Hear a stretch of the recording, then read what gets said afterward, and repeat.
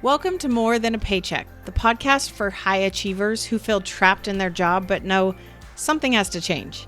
If your bad manager and toxic work environment have you stressed and working crazy hours, and you want an easier solution than finding a new job, you're in the right place. Let's do this.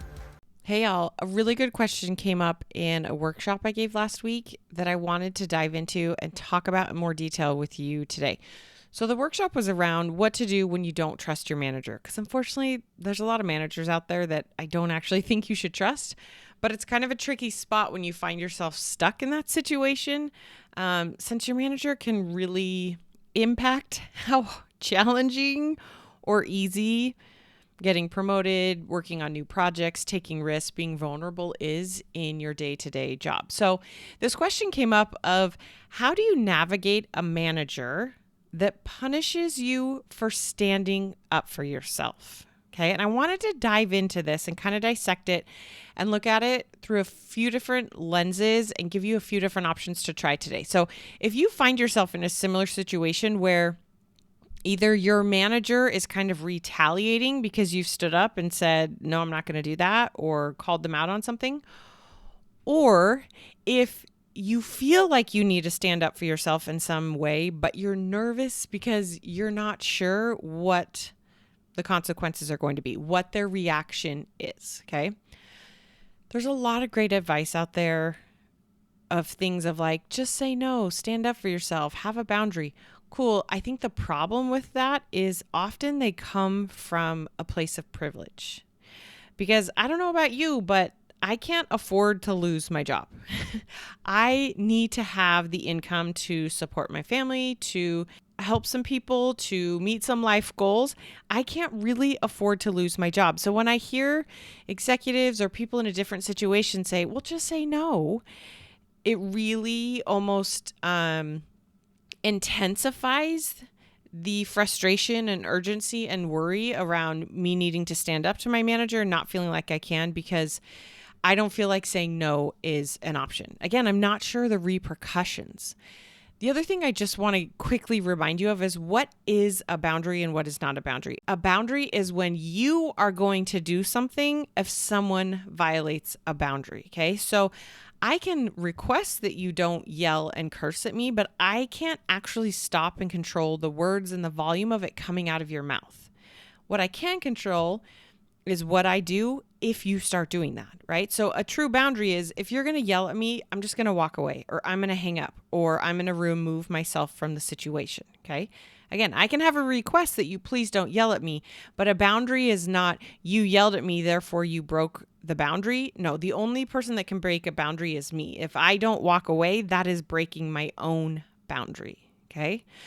A boundary in a work setting might be if you ask me to finish a project and it's 4 p.m. on a Friday, my boundary is I'm not going to work over the weekend. So my response might say, yeah, I'll work on it next week. Again, the problem with boundaries is that if we're not enforcing them, if you're not holding your own boundary, the other person is going to keep asking for work at 4 o'clock because they're getting what they want. And then we become resentful because we know we're not okay with it, but we're not willing to hold our boundary. But again, I get why you may not be willing to hold your boundary because you're nervous about the repercussions and you need your job. Okay. So if you find yourself in this situation, now what? Couple things. First, be nice to yourself. When things are hard, you got to be soft. Okay. Notice, how are you talking to yourself? Don't overcommit to things. Ask for help where you need it. Don't try to take on that big new project. Like when things are hard, you gotta be soft and kind to yourself. Okay. You're in a hard spot. It's okay. But first, just be nice to yourself. Second, and kind of where I started as we dove into this question is let's get clear on what do you mean by punishments? Okay. We really want to dive into this because we want to make sure that we're finding a clear problem statement. So the initial question that came during this workshop is how do you navigate a manager that punishes you for standing up for yourself? There's a lot of emotion and drama in that. Again, I'm not saying it's bad or not deserved or that this person shouldn't be feeling how they're feeling. But as a person trying to help someone in that situation, in order for us to be able to do that, we got to get to a clear problem statement. So we got to separate out the data from the drama. We got to look at what's true, what are the facts. And yes, we're going to have the drama. We're going to have the human emotional side. We're going to not be okay. We're going to get mad and frustrated and annoyed and resentful. Awesome. It's all welcome. But if we can't separate out the data from the drama, it's very challenging to come to a problem statement that we can actually address and do something with and stand up for ourselves through. Because when we're just playing in the drama, that's a different challenge. That's a different game. Okay. So let's say we're wanting to get clear on the quote unquote punishments, and you are kind of frustrated because you feel like your manager is all in your business and micromanaging you now because you said no and pushed back, and now they're ticked and coming after you. Okay. Quick interruption. If what you learn on this podcast is helpful, this is just the beginning. Your next step is to go and schedule a coffee chat, and we're going to dive into your specific situation. You'll leave knowing a few things you can try right away to get unstuck. And no, this is not a sales call. My goal is to help however I can. If I think coaching can help, I will tell you about it, but I'm currently on a wait list for new clients. Click the link in the show notes or go to lindsaylymancoaching.com/chat and get on my calendar. I only offer a few of these a week, and it's first come, first serve. All right, back to the podcast. The data might be my manager has asked for daily status updates by the end of every day. Versus the drama is they don't think I'm doing enough. They're all up in my business. Okay. That's the drama side of it. Again, I'm not here to argue that with you. It's just really challenging to go to them, to go to HR and have a productive conversation and do something about it when we're just playing in the drama. The data is my manager is asking for a status update daily. Okay. That is what is. With that, we can go and say, let's say we do need to escalate it up. We can go to HR. We can go to our skip level. We can go to our manager and be like, oh, is this something you're doing with all employees or just me? Oh, curious, just me. Tell me more. What's the concern, right? Do you see how the conversation's totally different than if we go to them with a conversation of, I just feel like you don't think I'm doing enough, right? They're defensive, we're defensive, not productive. Okay, trying to separate out the data from the drama. Here's another example of what that might look like. The data may be, there have been 3 new work streams, 3 new projects that went to employees on the team that weren't you. Okay, that might be the data. The drama is my manager won't give me any of the good projects. Do you see how the data just gives us a little more to work with? It's not the emotional side, it's the factual side. We can hold our managers accountable to the data. The drama, we got to hold ourselves accountable to. Here's another example. My manager asked 5 questions about my 2-line status update in the weekly business review today. The drama, my manager's nitpicking my work. So again, step number 1, be nice to yourself, be soft. Step number 2 is get clear on what is the actual problem statement. Separate out the data from the drama. This can be challenging when you're really emotionally wrapped up in it. Truth be told, when I'm in situations like this, I can't pull out the data myself. I have to work with my coach and they help me pull this out. And I know how to do this. I help people do it. There's just something about it's really challenging to see this in your own brain. Okay, go sign up for a coffee chat and I'll help you do that. Because here's the reality. If your manager's playing in the drama side of things, they're extremely immature. And they are going to have adult temper tantrums. We don't need to have one along with them. We don't need to be emotionally immature either. I would love if there were not emotionally immature managers, but unfortunately they are. But when you know how to handle your emotions, when you know how to like who you're being, when you know how to stay in the data, when you know how to take care of you because this is hard and hold your boundary and let them freak out, that's when it's okay. Okay, so number 1, you got to be nice to yourself, be soft. Number 2, separate out the data from the drama to get to a real problem statement. And third, I want you to identify what needs to happen that you wish didn't. Because I promise you there's something out there where your brain is like, we can't do this. I need to have a hard conversation with my manager. I need to start documenting things and putting everything in writing. I need to talk to HR. I need to go to my skip level. There's something that you know needs to be done that you just really are dreading and wish didn't, and you're kind of nervous and freaking out and worried about the repercussions. Okay, that's okay. But when we're doing those things that we know need to happen from the data standpoint, again, you're going to be nervous, you're going to be awkward, it's going to be uncomfortable. That's okay. You're an adult. We can do hard things. But when you're doing it from the data standpoint, you're much more likely to have an outcome that's helpful and productive and a step towards where you want to go than if you're going in hot and playing all in the drama side. Because ultimately, here's my take on when I need to quote unquote stand up for myself.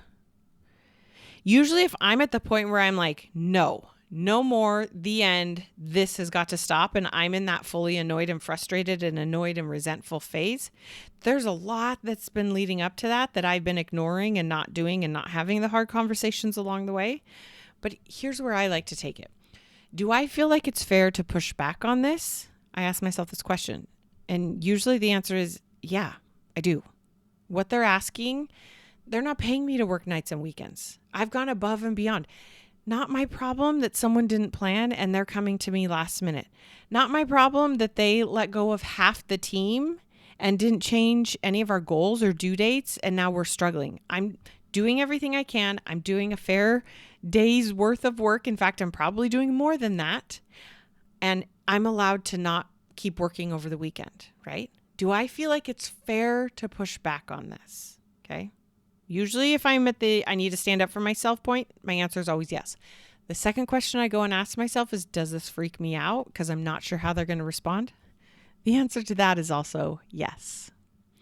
So let's go back and look at that example, okay? Who do I want to be? My manager comes to me, it's 4 p.m. on a Friday, and they're asking me to do some additional work that's going to take quite a bit of time. Okay, I just got to be soft with myself. I'm going to take a little bit of a break. I'm going to look at the data and say, it's 4 p.m. There's 1 hour left in the workday. This project takes 5 hours to do. That's the data of the situation. The drama is, of course, they're coming here. I can't believe this. I'm so annoyed. I don't have time. Don't they know I'm busy? This is not my problem. Okay. And then I look at what needs to happen that I wish I didn't. And I'm like, well, I got to go have an awkward conversation. I like to go and I like to tell the whole truth to my manager. Hey, I'd love to say yes because I do actually want to help, and it's so much easier for me to say yes, and it's easier for you, and we all love it. But unfortunately, there's only an hour left in the workday, and this project's going to take about 6 hours. I will put it first thing on my to-do list Monday morning, but best case scenario will be Monday afternoon. And even that means some other priority I had scheduled for Monday is going to get pushed off. It's going to be awkward. I'm not sure how they're going to respond. But when I stay the emotional mature, when they can flounder, they can kick and scream. Think of like a toddler that kicks and screams and freaks out. They're allowed to. I can stay the calm, emotionally mature adult in the room. I understand you're frustrated. Yes, I would love to be able to help. Unfortunately, we're out of time. Then I would try to get curious. Tell me more about the ask. We don't have enough time for what's truly being asked based on our current processes and resources. Is there something else we could get in the interim that might work? Tell me more about who's needing this and why it needs to be done Monday, right? Now, you can't go after them in that emotionally charged state of like, well, why does this need to be done by Monday? That's going to come through in your tone of voice. But if you're like, hey, help me understand, what answer are we trying to provide by Monday? And why do we need to get it by Monday? Help me understand and just get curious. You might be able to help find a different way to get there. And at the end of the day, you're allowed to hold your boundary to say, yeah, I would love to help. I will jump right on this first thing Monday morning. And they're allowed to be mad. Okay. And we can let them go and be mad. Again, if we're worried about the repercussions and you feel like you're staying in the data of things and you feel justified and you feel like you're being a good person, that's when you just go and you document things. Because if your manager is punishing you for things that are outside of your job scope, that are unrealistic, that are not appropriate, we're going to document it. And that's how you hold your boundary and take care of you.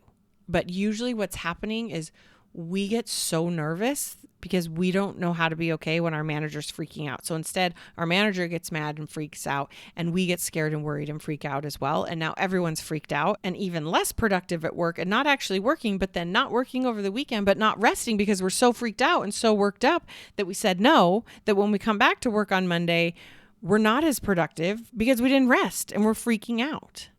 You can be freaked out, but it's not necessary. Let your manager feel how they want to feel. And if you're really freaked out, document what's going on to cover yourself. Let them be mad. Stay very clear on what the true problem is. What is the data? Okay, so if I was going to document this because I'm freaking out, here's how it might look. I might just send an email to myself. Hey, at 3:58 on Friday, on this date, my manager, Mark, came and asked me to do this specific task, and I would detail out what the ask was by Monday. I said I couldn't do it until Monday morning since it's end of day with only an hour left, and that project takes 6 hours to complete. He said that was fine, but my interpretation was that he was mad. I say this because he was rolling his eyes, he was sighing, he was short with me, but on Monday, I will follow up and check in and see what I can do to help. Right? And then Monday I'd go and follow in and check to see if I can help. Hey, Mark, it's Lindsay. Just checking in. Did you still need help with that project? Right? This is how you cover your tracks, but we stay in the data. Get clear on what is the problem and stay as far away from the drama as you can. The more your manager plays in the drama and you don't, the more in control you're going to be of the situation. Because when emotion is high, intelligence is low. They will turn into the crazy person that's running around frantic with crazy ass because most likely they're getting pressure from above. I get it. It happens, but it's okay for people to not get what they ask for. As long as we feel like we're being a good person, we're showing up, we're trying to provide solutions and options, at the end of the day, yes, the company gets to do what they want to do. But the company will make it very clear to you if their expectation is on a Friday night, a 6-hour project gets handed to you, you do it. That will become very clear to you that that is what the company expects. And that's when you get to decide, do you want to keep working in that environment or not? And you may for a while until you're able to find a situation where that's not the case. But now we don't need to worry about being punished by our manager. We just know, oh, this is the type of environment this company operates in. This is what's expected and not what I'm looking for long term. I'm going to go find something else, and that's okay. But the real heart of the problem is when you're staying in the drama and the emotion and stewing and spinning in it, you're not helping yourself or the situation. So you got to get into the data side, get clear on the problem statement, acknowledge what is the thing you need to go and do that you wish you didn't, and go do that from a calm, confident place. If you find yourself in a situation like this, I would love to help give you some talking scripts, come up with a plan, talk about a few different ways to approach this. But we can't do that until you get on my calendar. Go sign up for some coffee chats. They fill up fast. I only offer a few a week. They're free. This is not a sales call. This is us just trying to figure out how do we help get you some solutions so that you don't feel completely stuck and miserable in your job. You can schedule those coffee chats. There's a link in the show notes or go to lindsaylymancoaching.com/chat. I may be booked out a few weeks, so grab a spot if you can sooner than later. But remember, if you find yourself worried because of the consequences of standing up for yourself to your manager, first, be really soft with yourself. Second, get clear on what is the data versus the drama.